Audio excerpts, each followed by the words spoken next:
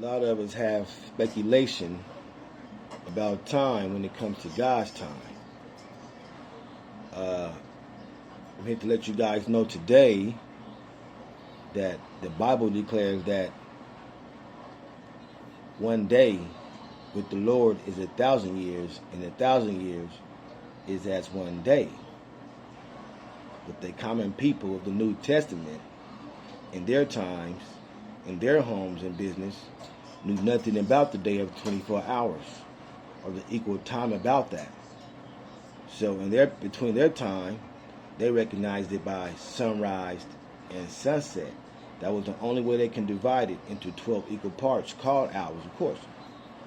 So, therefore, the winter and the summer was shorter than each other. The winter was shorter than the summer. So, by that, we created time through the Roman Empire, or through earthly wisdom. That's what I get out of that.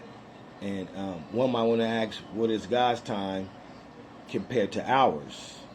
Well, I'm here to tell you today, people, that our view of time, God's time, do not map onto our time at all. His time is completely distinct from ours. Another view is that God is omnitemporal. It is true on this view as well that God is not in our time, but he experiences temporal successions in his being. Our time is constituted by physical time. So I hope you got a better understanding with that. I hope you do. So 1,000 is one day. One day is 1,000 when it comes to God time.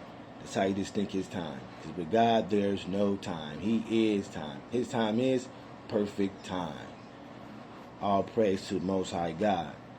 Peace and blessings be upon you. You know, once again, it's me, Slow Mac and Lotto. You know what it means.